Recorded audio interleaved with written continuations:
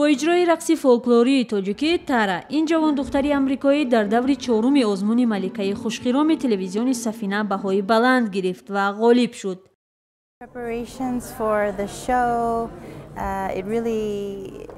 هنگام آمادگی برای این برنامه بسیار چیزها آموختم. من که در حال آموزش هستم، نوع‌های مختلف رقص را برای این برنامه به طور عمیق آموختم. از آن خیلی شدم که در آزمون ملکه خوشخرام شرکت کرده جای اول را گرفتم.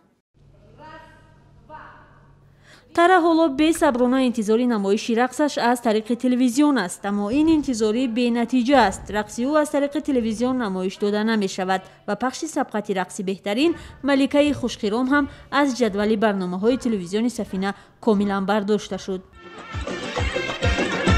تو همینجا برای خود رقص کردی، برای ما نه.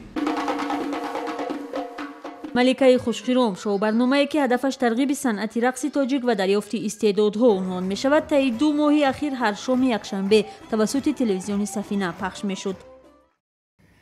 البته این خواهش خودی ارزوی سویف نبود، زیرا مؤلفی برنامه من هستم و پیشنهاد من بود که مثلا ارزوی سویف به حیث برنده این برنامه برندگی کند، این لایحه رو پیش برد و وقتی که ایرادها زیاد شد نسبت برنامه، ما تصمیم گرفتیم که این برنامه رو دیگر پخش نکنیم.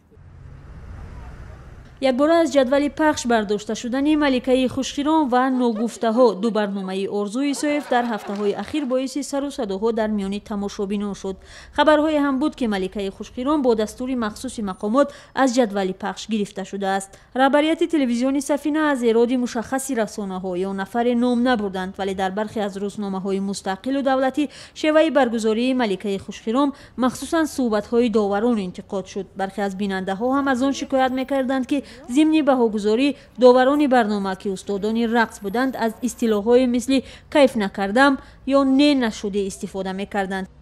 خوشخرام یک برنامه خوبی برای مثلا یک برنامه خوبی برای اونایی که شوق رقص دارن بود، اما اونجا موسیقی ها بیشتر تکرار میشد و طرز میفهموندن به همون نفرانی که همون رقص میکنن. مثلا تو در اینجا این خیلی اینجا یک نفر که مثلا از مضافات اومده است، بار اول میرقصد، اون همیشه در توی و معرکه و یک شاید در همون جای جمعیتی، در جایی که وای باشه فقط شاید در مکتب رقصیده است، اما خیلی شوی باهوتی من فکر میکنم که شاید یکم مرکب‌تر فهمونده میشه. قطعی برنامه ملکه خوشخرام در حالی است که استادان صنعت رقص میگویند در شرایط فعلی ترغیب صنعت مذکور از طریق چنین برنامه‌ها مهم است.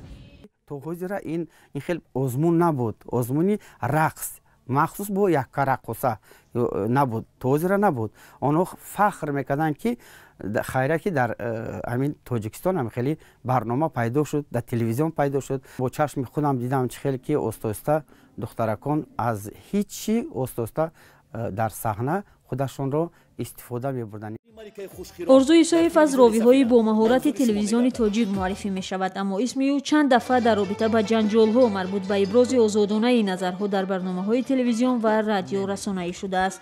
ارزو که سال‌های اخیر در رادیوی امروز فعالیت می‌کرد، بعد تعیین زیور دولتزاده به رهبری شبکه سفینه دوباره به تلویزیون برگشت.